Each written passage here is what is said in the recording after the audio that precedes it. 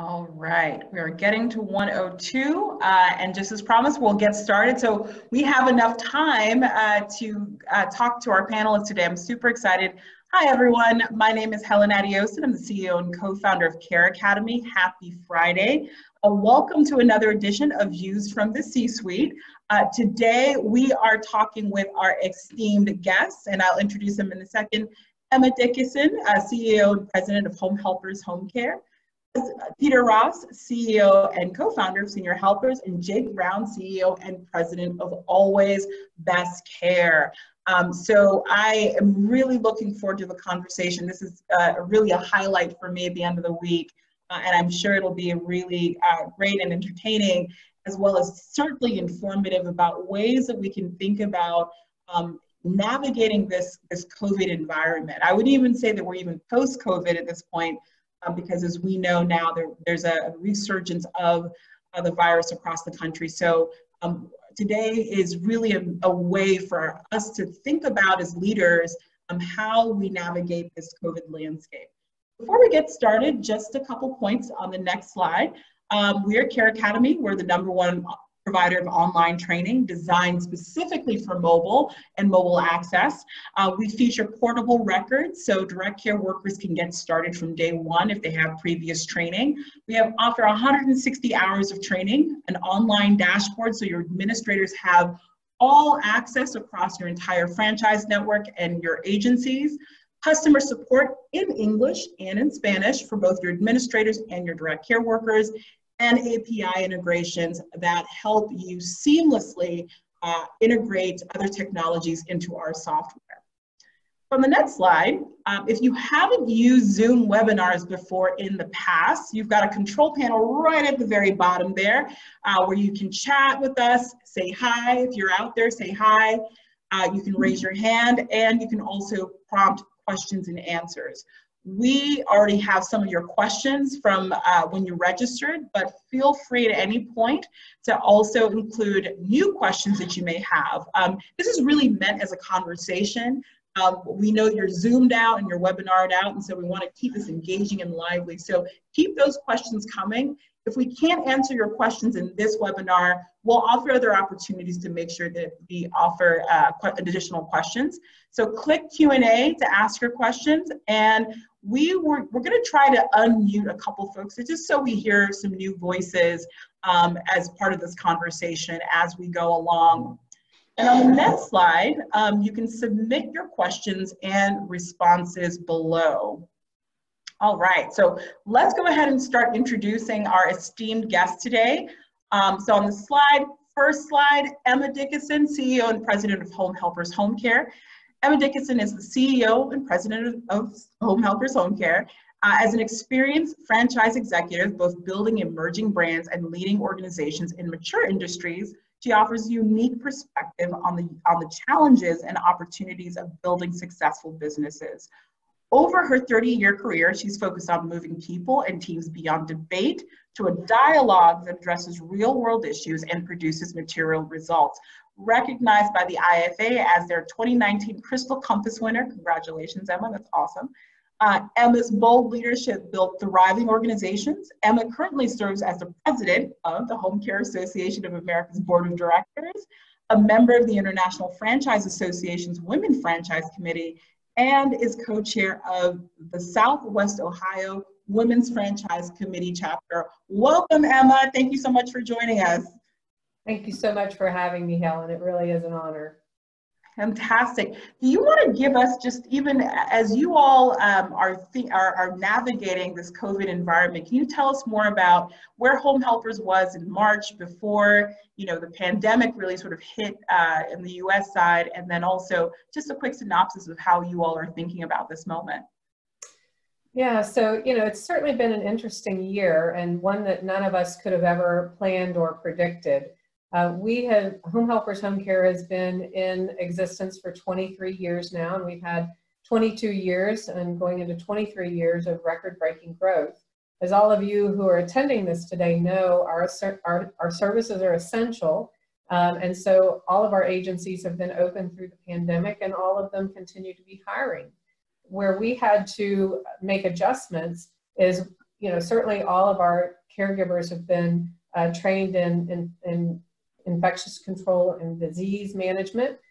We had to go back and do a lot of training there. And then while personal protective equipment has always been part of our every day, it became much more needed, and wearing that personal protective equipment, no matter what the situation is in the home, whether there's infectious disease in the home from a client standpoint. And so we quickly had to start to be able to pivot all of the way we took care of onboarding clients, transitioned. We could do it virtually. We used CareAcademy's COVID-19 training for certification with our caregivers, as well as what we do independently of CareAcademy.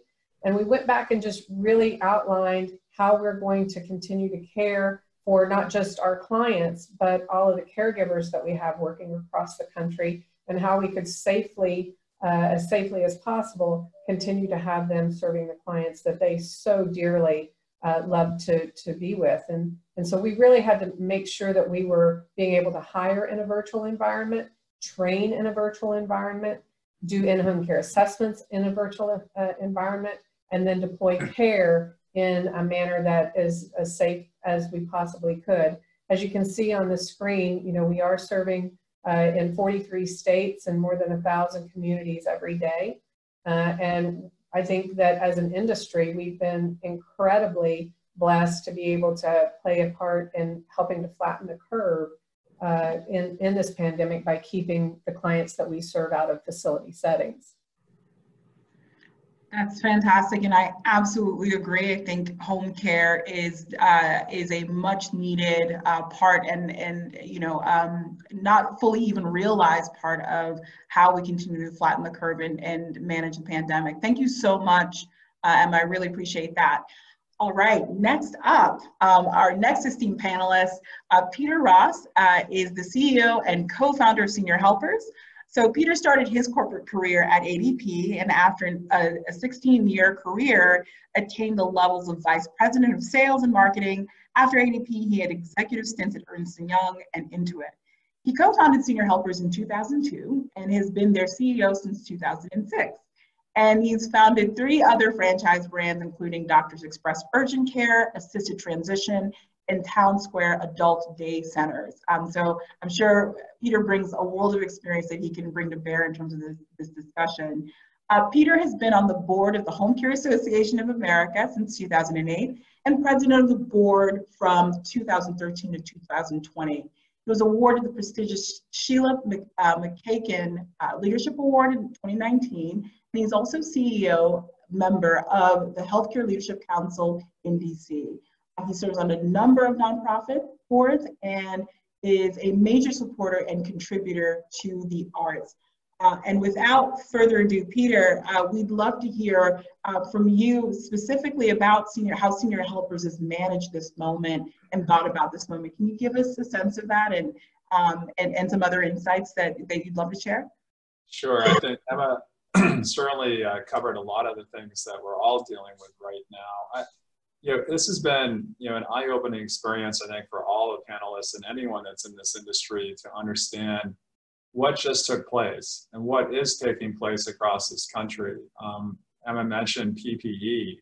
I didn't even know what it stood for. We had gloves and things like that, but the joke around Senior Helpers was I was admitted into PPE Anonymous when this thing first happened because I spent time with China, India, Australia, Philippines, and I went out and bought close to $1 million of PPE for our franchisees and our offices right off the bat to really try to supply them with what we thought was necessary things to really be able to support, seniors, the most vulnerable part of our population. Was very, very important. And I just take my hat off to all of our owners and our staff. We have 4 corporate stores as well as the 320 franchise locations in Canada, Australia, and the United States. We're in 45 states, sorry, Emma. We just got our 46th though, so I'm happy about that. But we're still not in my home state of Maine. I need help with anybody on the panel to find me someone in Maine, but working towards that. But I've really just been so impressed with the caregivers our staff and how they've handled this pandemic is just pure courageous. We've had some of our best results. We've had double-digit growth the last 2 billing periods for the first time since 2015. And we've always had really steady growth, but as you get a bigger denominator, it's much harder to make those leaps of double-digit growth going forward. So obviously we are essential workers. We're obviously very well needed during this time. And I think flexibility, remote hiring, remote presentations for assessments. We created apps to help with some of those things.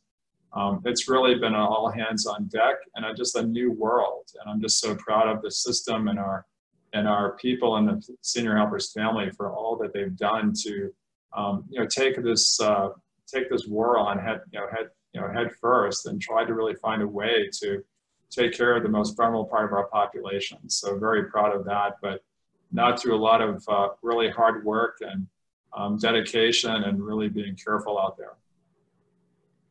Fantastic, and absolutely agree and underline and underscore essential workers, right? And so how do we sort of think about that? I know top of mind for a lot of folks, and I think this will be the first question out in terms of unemployment and how we think about that in this moment. And last, but certainly not least, I am very, very, very proud to introduce our next panelist, Jake Brown, who is the CEO and president of Always Best Care Senior Services. As an experienced franchise professional, Jake Brown joined Always Best Care Senior Services as Chief Operating Officer in November 2010, prior to becoming president and CEO in April of 2016. Previously, Mr. Brown was Senior Vice President of Operations for Cartridge World Americas. Prior to that, he was a master franchisee of Cartridge World as Chief Operating Officer, Cartridge World Northern California, and Chief Executive Officer, Cartridge World Hawaii. With more than 25 years of experience in franchise and dealer network businesses in 6 different industries. He's held various senior management positions with companies such as California Closets, Roundtable Pizza, ePhones, and Computerland. Please welcome Jake Brown. Jake, tell us more about how does Always Best Care think about this very moment? And namely, you have such a diversity within your background and services. So what cues are you taking from your prior experiences in terms of and bringing into this very moment or this crisis? Yeah, thank you, Helen. And also, first of all, thank you for inviting me to participate in this panel. It's definitely an honor, and I appreciate the chance. Yeah, I think, my background obviously is franchising, and what was interesting for me when this whole thing began to develop was almost the sheer panic to a certain extent. It almost became somewhat of a controlled chaos because it seemed like every week something was changing, whether it was legislative issues or protocol, or like Peter said, PPE, all of a sudden became one of the most important phrases in our daily vernacular. And so we actually, what happened was we reached out to our franchisees, and we actually established a weekly call because we could see that things were changing so quickly and there was so much uncertainty. And it seemed to really, I think to a certain extent, I tell people I feel like I'm in better communication with our franchise network now than I ever have been here or at any other franchise network, because all of a sudden everybody wanted to know what to do, what do we do? So in some ways, and like Peter said, I'm really proud of our franchise owners and the network, the way everybody kind of rallied together, and we all became much more, tied together with our communications. But yeah, ultimately, similarly, March turned out to be the record highest month we've ever had in the history of Always Best Care. So, on the one hand, we have this horrible thing going on, this virus, but on the other hand, we to a certain extent have figured out how to deal with it, at least on our business level. We've embraced the challenges, and of course, there are plenty of challenges. I'm sure we're going to explore some of those today. But, you know, again, we're operating in 30 states. We have about 207 operating territories out there, and it's been a pleasure to watch our franchise owners really accept the challenges and work within the parameters that they need to do to change their business to adapt to the new times. So thanks again for the invite to be a part of this. I am super excited. And so we already are seeing questions, but just even a reminder to keep serving us up questions. I'm really excited about the questions. A lot of the questions are better than the ones I probably post to our panelists and actually fall in line. But the first one that I'd love to pose, and you know, Chris, feel free to give us any sort of nuance on this, but I think this is an ongoing concern. In fact, Emma, I think in our last COVID-based webinar, we talked a lot about unemployment and what impact that was having. So Chris Mercer asked, with unemployment levels as high as they are today, and individuals desperate for employment, are you hiring individuals without caregiver experience and utilizing CareAcademy? We don't know Chris, I promise. We didn't pay Chris to say that. Or other resources to train those individuals on how to be a caregiver. Is there any concern ongoing, foregoing previous caregiver experience? I think what I'd add on top of that is, how are you all thinking about who is now a caregiver, and how have you had to shift your models in terms of training and orientation just in lieu of the moment that you're in? Can you talk a little bit about that? We'll start off with you, Emma, because I know we talked about it and it'd be great to get an update. Yeah, so it's interesting. There are so many people that are desperate for employment right now.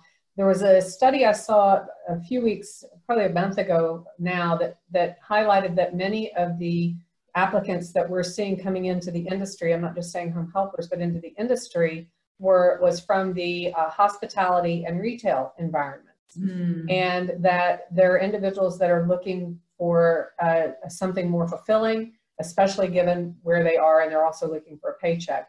You know, we like to think that we hire for the right soft skill characteristics of, you know, compassion, work ethic, and wanting to be part of a mission, and we can train for skill. And that's one of the wonderful things about CareAcademy, is it does give you that added flexibility, that when you find the right caregiver or the right applicant that has the heart to be a caregiver and has the soft skills you're looking for, you can teach the skill sets that one needs to be providing care in the home. So I think you have to look at the totality of the person, not just necessarily do they have caregiver experience. And by the way, that needed to change a long time ago, because when we were in a full employment economy, we were fighting for caregivers, as you know, and we still are. So just assuming this and only hiring someone with caregiving experience really limited your ability to grow. So expanding your pool, looking for the right candidates that has relatable experience, whether it's in caring for individuals and their family, or some sort of caring type within their past employment, not necessarily just in caregiving, with those right soft skills, and then marrying that to the great curriculum that CareAcademy provides, is certainly what we have found to be an advantage. Peter, Jake, Peter, you want to jump in? Yeah. It's always hard going after Emma because she always takes all the good points. But on top of what Emma's saying, I think we as an industry, we knew coming into 2020 that this industry had to hire 1.3 million caregivers over the next 7 years. And if you asked anybody before the pandemic or before this year, what kept them up at night, was really trying to find great caregivers. To Emma's point, it's, you know, we're all fighting for caregivers. And now you have a situation where a pandemic has come along and you have 48 million people that have applied for unemployment. And a lot of those people won't be going back to where they came from. So as if there's any silver lining, and this pandemic has been just so terrible for the country and for everything else, is that we now have people that are interested in working, in our field, much more so than there was when you have zero unemployment and need to hire 1.3 million caregivers. It's, talk about a challenge. As senior helpers, we've always focused at being what we consider a great place to work. In fact, we just received the second year in a row the national recognition for a great place to work, the only national home care company that has had that designation. And we've always focused on what we call our center of excellence. And now I'm not plugging CareAcademy, sorry, Helen, as much as, well, I will look forward to someday soon. But we have created these centers of excellence throughout our system where we have basically mini apartments that we built into our office space where we can actually train caregivers. To Emma's point, we just don't see people with all this caregiving experience anymore. You have to find people with the right heart, the right opportunity, and the right mission to what they're trying to do, and then really try to train them the home care way, or the home helpers way, or the always best care way, or the senior helpers way of what you're trying to do. But we've been training people for the last 5 years. We have been working on knowing that we have to certify our own folks to able to go and do what we want them to do. Plus, we adopted chronic care management 10 years ago. So a lot of our training is based around, whether it's Alzheimer's, dementia, Parkinson's, COPD, whatever we have to do. So there's a lot of training that we have to do. So we're noticing a lot more training for these folks. You're definitely have to onboard them virtually, which is obviously more challenging, but you need platforms like CareAcademy and others to help you to do that. But I look at the opportunity now where the biggest challenge for this industry was finding caregivers that we might have got a little bit of respite there because of what's happened with the pandemic, because you have this numbers of people that are unemployed. Can we take advantage of it? I do think there was a challenge up until, I guess, today, where a lot of people that were on unemployment were making so much money on unemployment that they really didn't want to come back to work until August. So we've been hiring people and getting them ready, and then, okay, we'll put them to work starting next week because they're not getting their $600 of federal unemployment anymore, which we know there'd hopefully be something there. But it's a challenge, but at the same time, I think it's an opportunity for us to really bring great new members into the home care industry. Mm-hmm. Jake, what are your thoughts? And I'd be curious also, just based on your, your ecosystem development and franchise development in other industries and related industries, what your thoughts are about, bringing on more caregivers. Yeah, no, thank you. And if Peter thought it was hard going after Emma, it's doubly hard going after Peter and Emma. But with that said, I think for me, one of the key points that we are always working with our franchise owners is that there is no silver bullet. Everybody wants to know what can you do to help us get more and better quality caregivers.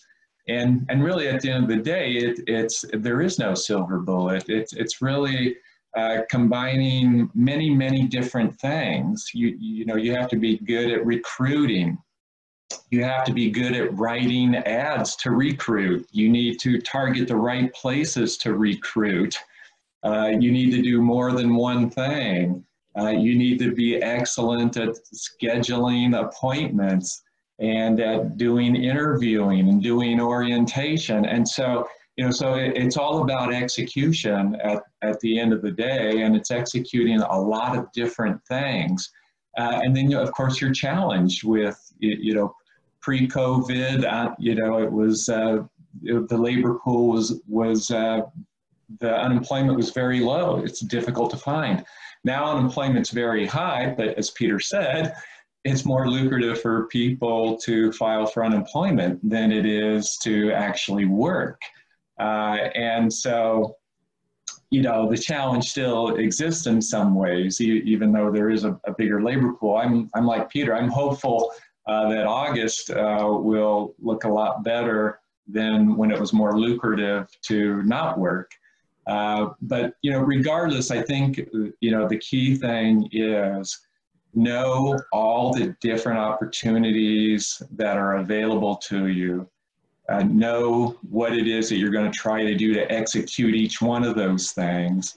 And of course, it doesn't stop just bringing them on. You know, now you have to train them, and especially if they haven't been in this industry. And as time goes on, that's probably going to be more the case than not the case.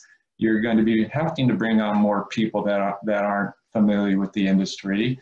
And so training is going to be all that much more important. So likewise, CareAcademy is our preferred platform as well. So I'll get that little pitch in for you. Thank you. No, I appreciate it. One of the things I did want to add, from a tactical perspective, I mean, there have been a myriad of articles written about sort of our very unprecedented unemployment landscape, and specifically within home care, some of the best practices tactically for those on the call today, connecting with your local unemployment offices. As we see the winding down of federal unemployment, actually starting today, technically starting today, we think that there's going to be really an uptick of folks who are looking for ways or means of entry. And so connecting with local offices is really key, because they're looking to connect with you in terms of employers who are currently hiring. So I absolutely recommend looking around and talking to those local unemployment offices in terms of opportunities. It's worthwhile noting that in this moment, whether on a regional level or at a state level or from CMS, depending on the role types that you're hiring for, there's just been a reimagining and a suspension, as I'm sure many of the folks out there know, in terms of training and onboarding. And so that is certainly something to keep an eye on. We're seeing it all across the board and tracking that on behalf of customers and non-customers and caregivers alike. And thirdly, I'll put in a pitch. We announced last week that we will be taking in folks from retail and other sectors as well. And so if you're an agency who's looking to connect with potential candidate caregivers from other industries, we love to have you reach out to us, as folks are really in this time very much looking for opportunities.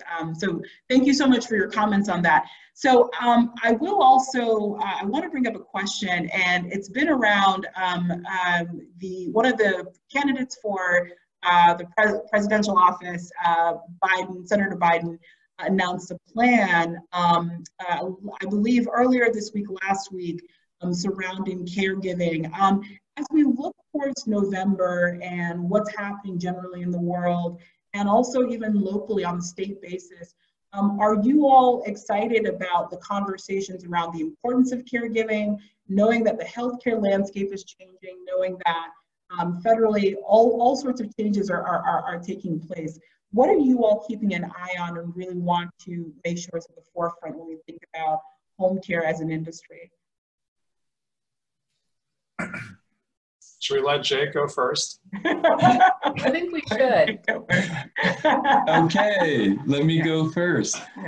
Well, I think one of the things that we see happening out there, we see various things that I would say we appreciate the government is working on. Various things like, especially as it relates to COVID, whether it be immunity from lawsuits or PPE priority, or some of the things that are happening in the Medicaid and other governmental programs, where you can see the government is reacting to the situation. Opportunity for funding, helping. It's not just our industry, of course, but through PPP loans, helping our organizations be able to provide greater pay and retain our frontline workers. So see a lot of positives around all of that. I think looking out in the future, there's also obviously a lot of changes happening with Medicare Advantage plans. And you can see the government is trying to take the home care industry into consideration as to the fact that we really are part of the whole healthcare continuum, and that our services are critical in helping to keep people out of hospitals and reduce readmissions. I think there's probably still a long ways to go to bring all these parties together in an effective way. But at least, I see a lot of these types of things that are happening at the governmental level, and it's, I guess, refreshing, and also lends it to feel like we're going to be able to get some support from the government that will help move our industry more into the forefront of our importance in the whole healthcare continuum. Fantastic. What are you all excited about? Oh, go ahead.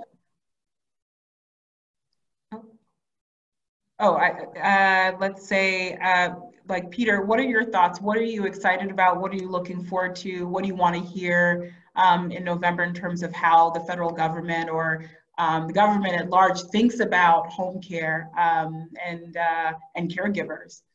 I think it's, to Jake's point, it's exciting to understand that that home care, I think there's really kind of it's kind of a intersection of two things happening. One, you finally have people in Congress and people looking for the White House that understand what happens with aging parents and what's happening in the society and what's needed for caregivers, both family caregivers and also caregivers in our industry. And plus, then you just have this whole COVID situation that's really making sure that the government wants you to age in place. And by the way, families want to do that as well. Now you have a situation where, I think I'm on a task force, and I think probably Emma and Jake are on the same one, but there was a stat that was about a month ago that said before COVID, about 60% of discharges from hospitals were home-based settings. Now during COVID and after, it's 85%. So you're now seeing a lot more people going to home with higher acuity levels, which, by the way, puts more stress on what we're doing, but also puts us more in the forefront of, hey, we're now there helping taking care of people and keeping them out of hospitals, keeping out of being readmitted to hospitals, keeping them out of the ER, using telehealth, which is going to be very big going forward, to provide levels of care that we have to do. So I think government is a slippery slope. I think that while everybody wants to tell you what they want to do, to Jake's point, what actually happens and what government does, I think you have times when you want government help, you want times when you want government to get out of the way. I think that I'm cautiously optimistic about the position of home care moving forward. I think the school is still out on Medicare Advantage. I still think there's a lot of challenges with Medicare Advantage and them understanding what we do.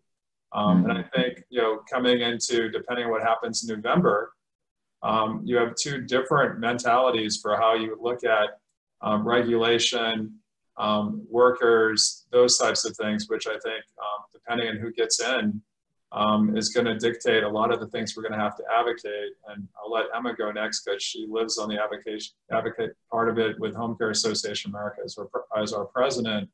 That's a big topic right now, is looking at all those bills, looking at what they're presenting, what we can do. But I think overall, very exciting. You have to be careful what you wish for from the government. Emma, what are your thoughts?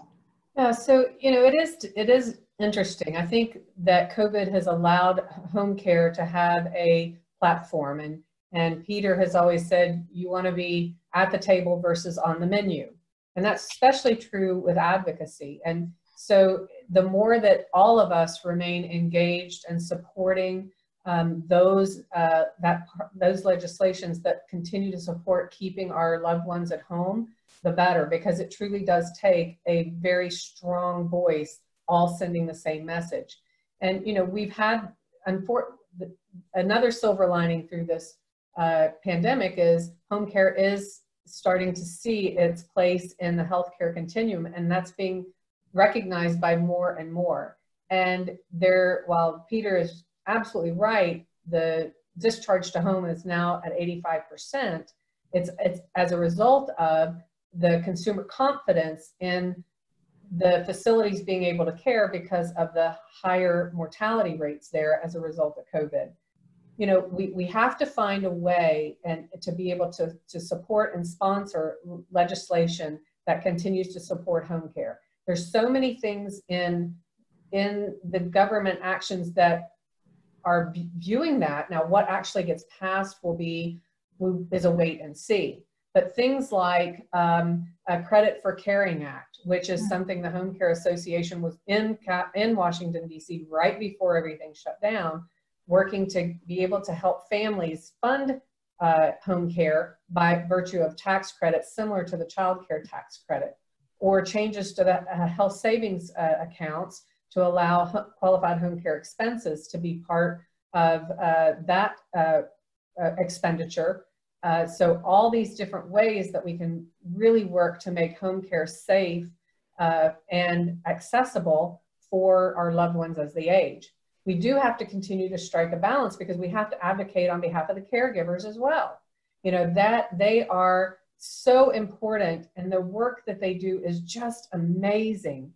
So being able to make sure that they, through COVID, as Jake said, had priority with getting access to protective equipment, having access to child care. That's many times what's preventing our caregivers from staying on the job is the fact that their caregiving situation is no longer available. So being able to help be a part of the solution for them to have available childcare in place.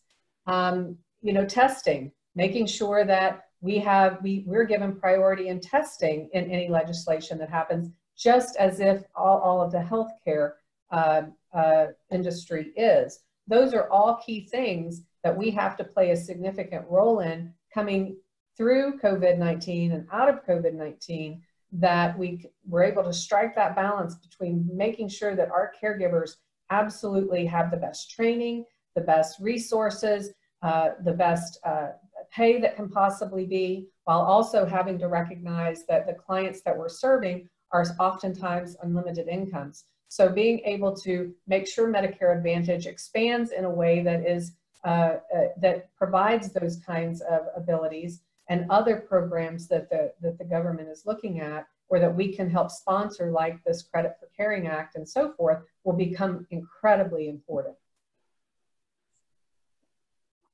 I think that's it's really great to sort of get a summary of ways in which the ways in which HCOA is planning on the go forward in the advocacy around how home care operates even in this environment and go forward and in the months ahead.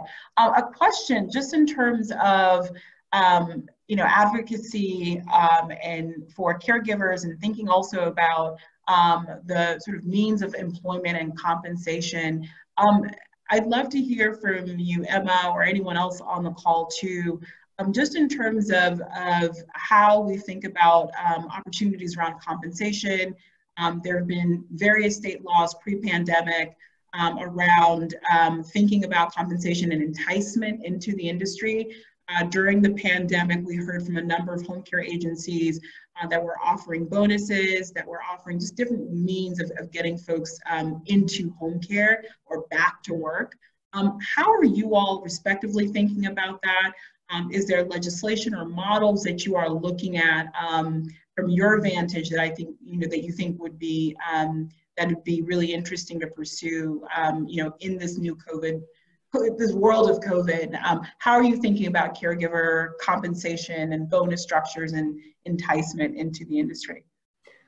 So as I am not completely through the proposed HEALS Act, but as I understand and hear from colleagues, and what I have seen is, while the $600 unemployment stipend runs out today, in the HEALS Act, rather than extending that, it is more about an enticement bonus to get people across all industries back to work. And so that's certainly one way to do it. As it relates to the home care industry, you know, there's many different models out there. And I think, you know, for us, I'll speak on behalf of home helpers, we have a program through Home Helpers University that provides for different levels of credentialing. And as those things happen, there are pay increases to support that. We recognize that there is opportunity there, so we not just focus on recruiting though, we focus on retention. And I think that's the important component is, you know, as Peter talked about, you want to be an employer of choice. And we participate in the Home Care Pulse employee satisfaction surveys, and our offices outrank the industry from a Net Promoter Score there. And that's because we do spend a lot of time in incentives and bonuses for caregivers, specifically through the pandemic. Jake mentioned the Paycheck Protection Program. Our offices did leverage that program as it was designed to be, to keep individuals at work. And they used that funding to provide essential pay, additional pay to the caregivers that were working. And that's something that we continue to advocate for in Washington, D.C., for those frontline workers that have been so amazing in work, not just in our industry, but in all industries, in supporting healthcare and our society as we've been in just this uncharted territory. And so those are the things that I think that are important and we continue to look at and improve. Yeah, I would agree too. I would you know, add to it. It's a double-edged sword. Do caregivers, you know, I've seen some of the questions in the chats come in. Do caregivers deserve to get paid more? The answer is yes.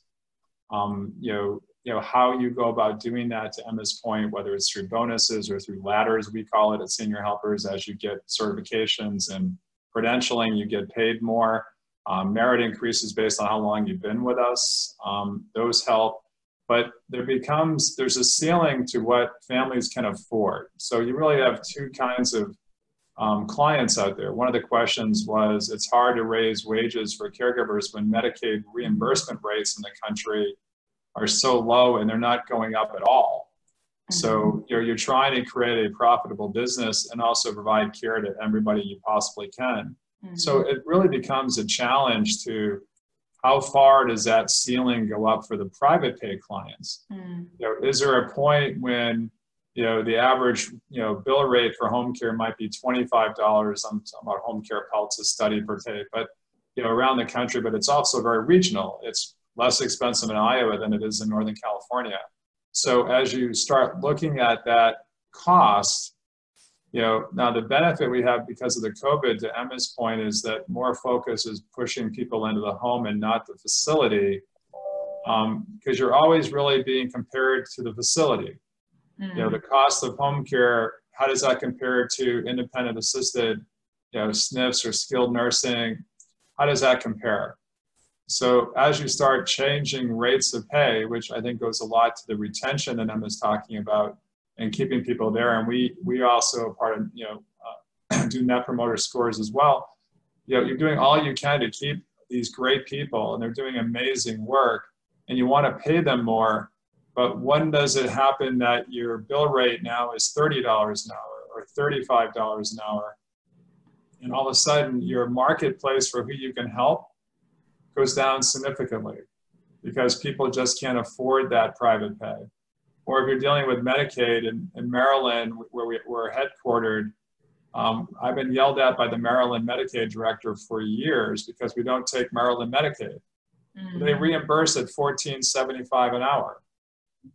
So you tell me, who can anyone in the world do a reimbursement when you're paying caregivers all that much? You know, plus burden, you're not, you know, we're not a not-for-profit. So I think that's where the government can come in, to Emma's point, to look at how can we help to give, you know, whether it's hazard pay, which I know has been floated around by the Democrats in the House, or some kind of bonuses. Some states have passed their own hazard pay. Pennsylvania just passed the law for hazard pay, which is really an interesting, you know, dilemma for us in home care and how they're actually doing it.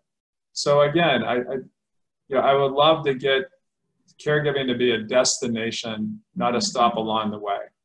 And for many years, home care, it's been a stop along the way. So we've got to find a way to be that employer of choice, that destination. And it's got to be some benefit of how much they can get paid, so they're going to make a living taking care of their family, which is very important to them and for us, for them.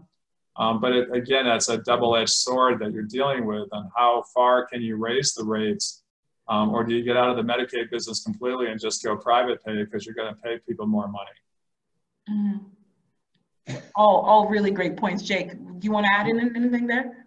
Yeah, not a whole lot, other than a lot of similarity. We also do the Home Care Pulse caregiver survey and Net Promoter Scores, and you know, like Peter said, yes, do the caregivers deserve to be paid well? They do, but there is always that constant pressure on the franchise owner business margins, and so, you know, and especially when you look at it now with some of the additional costs that have come into the business. You know, all of a sudden you got PPE costs and the cost of doing business and implementing new policies and procedures and infectious controls. And, you know, all of a sudden the business is getting pressured and the margins are getting pressured. And it's a simple math game. Either wages have to be controlled or billing has to go up. And the danger, obviously, with billing going up is you possibly price people out of the care that they need, or possibly decreasing the level of care that they need because they can only afford less. So definitely a dynamic and challenging model. I think when we look at it in terms of again, there's never a silver bullet, but if we can also look at some other various things, like I think we know a lot of our caregivers are in this because they have a passion for it and they love it. And if we can make sure and we can address some of their other needs beyond money, that it can still be a good marriage, that we can keep the wage costs at a level that allows for good affordability for the client, but we're also meeting a lot of the other things. And some of those things are making sure that we understand how many hours do they want to work, when do they want to work, is the work assignments convenient for them. So it's trying to look at it from a complete holistic perspective. You know, what benefits do they want or not want? If we can do that, then we can help to a certain extent manage the wage increase pressures and the decrease in margin. But, you know, again, there is no silver bullet. It's looking at a lot of things. That is, those are all very interesting points. And we've brought up a lot of things that are future looking, right? And one of the things that we wanted to address in this series is not only sort of the world as it is, but maybe the world as it should be or it can be, right? And so we've been at CareAcademy doing a lot of this sort of experimenting and thought exercise of, you know, we keep talking about COVID changing everything. Everything will be so different now because of COVID. So the thought exercise I'd love for you to go through, and I'll give you some time to kind of think about your response to this, is 3 years from now, when we look back on this and things have changed, hopefully for the better, what does that better look like? Several of you all brought up the refrain, and I know this is the rallying cry of HCOA, and it's definitely one that we believe in CareAcademy, that home care is great health care, right? Can you talk more about, in 3 years' time, what do your organizations look like? What does home care look like? And what has changed? How does home care become part of the effectiveness and the greatness of healthcare? So we'll give you a second to maybe think about that. I see smiles all around, so maybe. I'm ready when you are, but go ahead. Yeah. Well, Peter, you want to take that first, or? I'll give it a shot. I guess I haven't gone first yet, so I'll go first this time. Only fair. It's only fair. We're trying to rotate. We're all good friends here. So, you know, it's a great question because we've been looking at what we call home care 2.0 in senior helpers. We've been trying to understand what does home care look like in the future. And I think with all the pressure on pushing people into the home, you know, you have to begin to look at the entire healthcare continuum. You know, whether it's home care, home health, hospice, DME, infusion, meals, home maintenance, you can go on and on and on, technology. Those all play a role in what we're trying to do in the home. But none of us on this panel do all those things. We just don't. I don't recommend any of us trying to do all those things.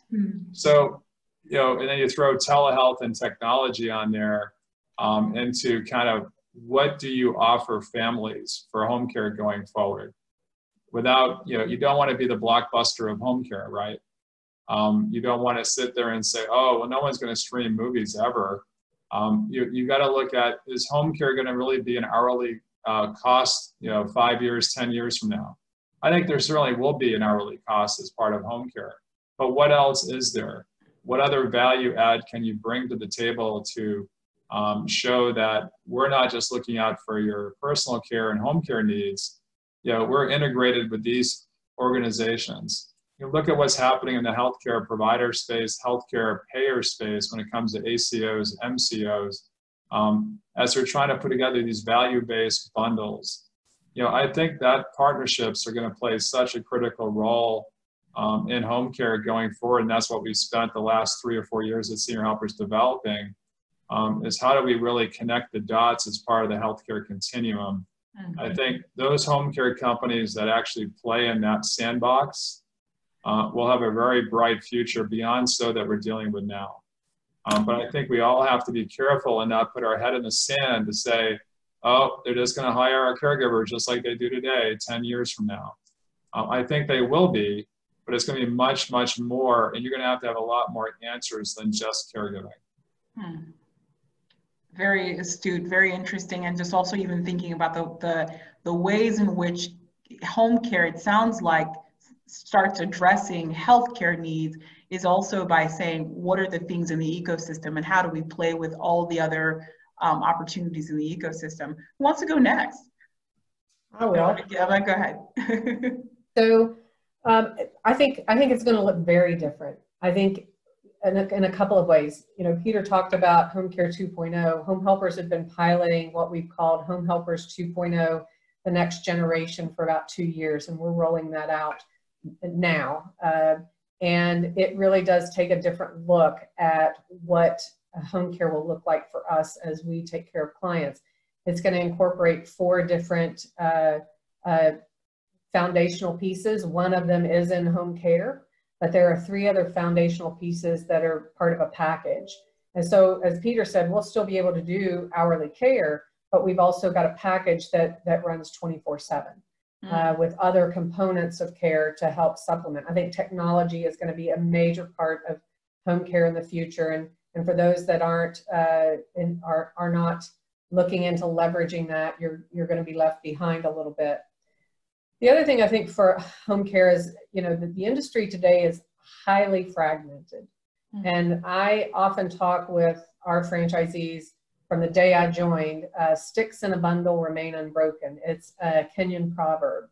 And that's really what franchising is. But that's what home care is, right? We've got all of this great power, intellect, and importance of mission together. But I think you have to be together. And so the Home Care Association, you know, has over 3,000 members. We need more.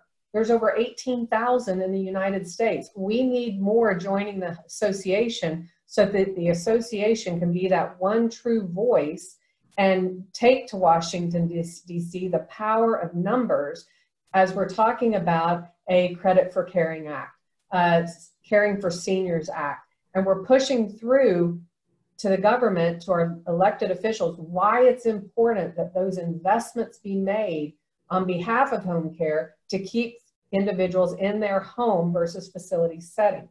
That it's going to take all of us working together as that united voice. And so we've got to get a handle on this fragmentation and bring everybody together working towards all of these things.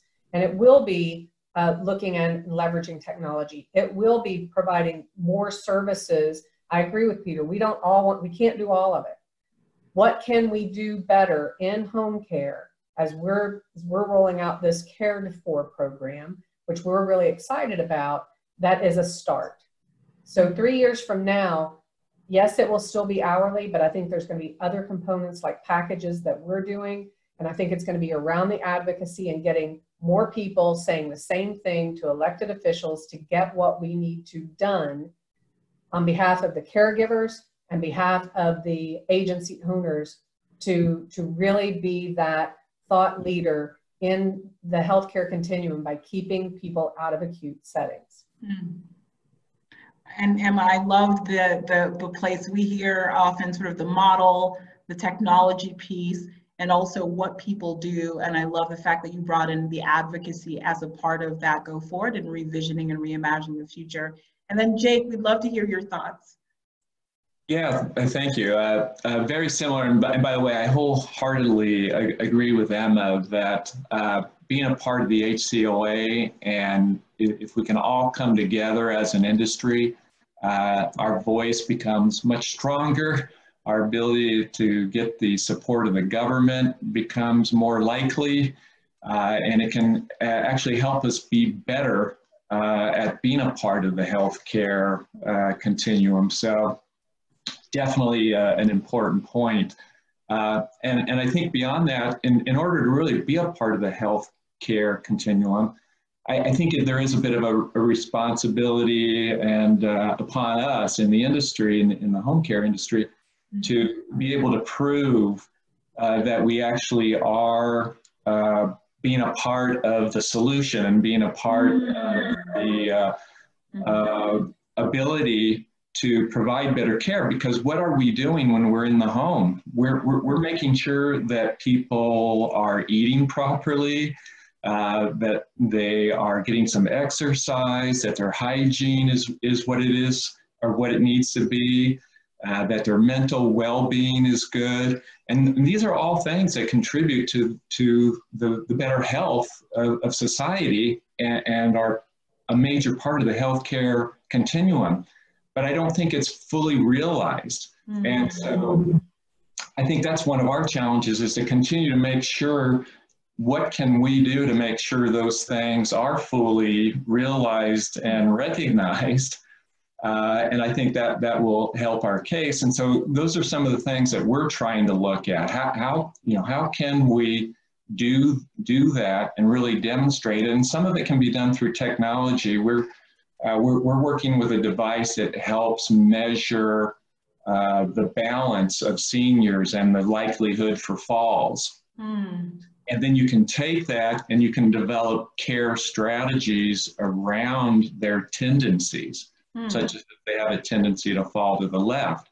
But that's just one example. And we're looking at some technologies as well that measures activity, such as eating, bathing, sleeping, when we're not in caring for somebody, and then comparing to that when we are. So, I think if we can, continue to build on that, and for me, that's to a certain extent what the future has to look like. It has to look like not only doing a great job, but also be sure that we're using technology and data to communicate what we're doing and help garner being more part of the healthcare continuum. That's fantastic. So what I'm hearing from you, Jake, is focus on outcomes, right? So being able to provide good care and then show for the outcomes of that. And I think that fits in so beautifully to the pattern and the thread of this, how do we build that healthcare future that you all are weaving? It's in part technology and the ecosystem, reimagine the business models, making sure that we're advocating for caregivers, for agency owners, and for families, and then also being able to show the balance of that we are providing great health outcomes. Emma, Peter, Jake, I want to thank you so much for your presence here. You all are luminaries in the industry, and thank you so much for speaking about what you all are doing within your respective companies and the future forward for home care. I really appreciate it. Thank you so much for giving us your time today. I really appreciate it. Thanks for the opportunity. Thank you so much. Thank you very much. Thank you so much. Thank you, everyone. Thank you so much. Thank you for joining us. Have a wonderful weekend, and we will post the recording of this very shortly. Thank you so much. Goodbye.